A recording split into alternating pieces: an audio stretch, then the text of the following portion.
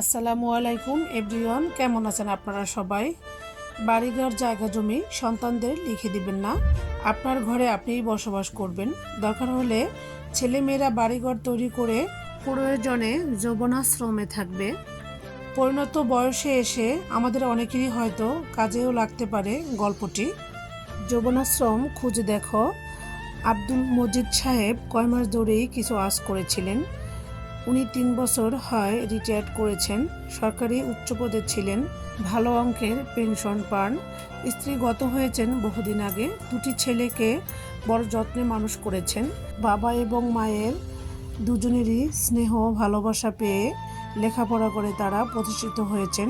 তারপর বড় ছেলে বিয়ে দিলেন, একটি নাতি হলো। ওনার মনে আর আনন্দ ধরে না। এরপর ছোট ছেলে নিজের পছন্দের মেয়ে খুঁজে বাবাকে জানালে তিনি সন্দেহে সেই মেয়েকে ঘরে নিয়ে এলেন। রিটায়ার্ডের আগেই বড় ছেলের বিয়ে হয়েছিল, তারপর ছোট বৌমা এলো। আব্দুল মজিদ সাহেব এখন নাতিকে নিয়ে বেশ সময় কাটান, সংসারের অনেকটা ব্যয়ভার বহন করেন। একদিন ইজি চেয়ারে বসে সকালে খবরের কাগজ পড়তেছেন। বড় বৌমার গলা পেলেন, আজ বাজার শর্ট আছে, রাতে রান্না হবে না। সে চাকরি করে, বলছে ছোট যাকে। এ বাড়িতে ছেলেদের জন্মের আগে থেকে কাজের মেয়ে জয়নব আছে। সে তার ছেলেদের থেকে বেশ কিছুটা বড়। জয়নব মাতৃহারা, 2 ছেলেকে আপার স্নেহে আগলে রেখেছিল। সে বলল ভাইজানরা এনে দিবে। বড় বৌমা বলল, কেন বাবা, তো বসে আছেন, বাজারটা রোজ করলেই তো পারেন। আব্দুল মজিদ সাহেবের কানে কথাটা বাজলো। বুঝলেন সংসারে তার প্রয়োজন ফুরিয়েছে। নিজের মনকে বললেন, মন তুই তৈরি থাক। এরপর থেকে বউদের নানা আচরণে তার প্রতি বিরূপতা প্রকাশ পেতে থাকলো। একদিন সকালে বড় ছেলে রাগত গলায় বউকে বলছে, আমার শার্টটা লন্ডি থেকে আনা হয়নি। বড় বউ বলল, না, যাবার সময় হয়নি। বড় ছেলে বলল, বাবা একটু আনতে পারলো না, সারাদিন তো বসেই থাকে। কথাটা আব্দুল মজিদ সাহেবের কানে গেলে ভাবলেন যুগধর্ম। এরপর একদিন এক ছুটির দিনে সকালে ব্রেকফাস্ট টেবিলে এসে দেখলেন সবাই আগেভাগেই টেবিলে এসে উপস্থিত। জয়নব প্লেটে গরম রুটি, আলু ভাজি আর সন্দেশ পরিবেশন করছে। বড় ছেলে বলল, বাবা একটা কথা ছিল।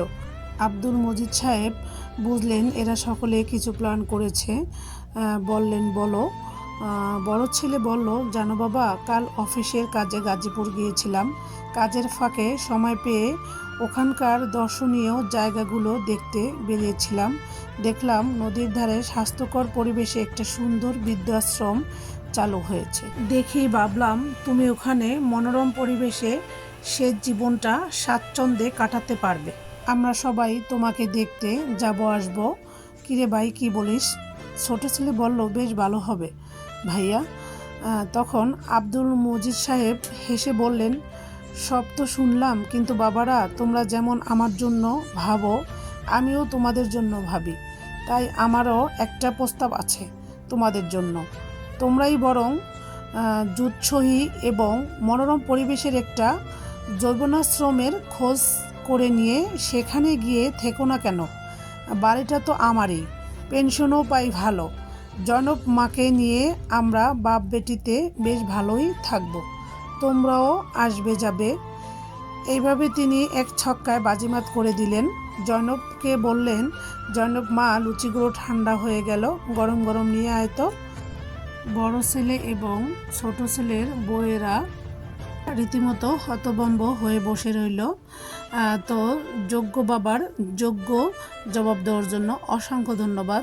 প্রত্যেক বাবার উচিত এইভাবে জবাব দেওয়া, তাহলে ছেলেরা এবং ছেলের বউরা প্রত্যেকটা ঘরে ঘরে স্তব্ধ হয়ে যাবে এবং কখনই এরকম প্রস্তাব কোনো বাবা মায়েদের দিতে পারবে না। অসংখ্য ধন্যবাদ এই বাবাটিকে। তো খুব সুন্দর লেগেছে আমার কাছে গল্পটি, তো আপনাদের সাথে একটু শেয়ার করলাম।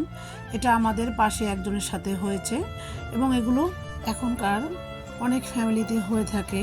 যেমন যারা খুব বেশি শিক্ষিত, উচ্চ শিক্ষিত হয়, কিন্তু যারা সুশিক্ষিত হয় তারা অবশ্যই এই ধরনের প্রস্তাব কোনো বাবা মাকে রাখে না।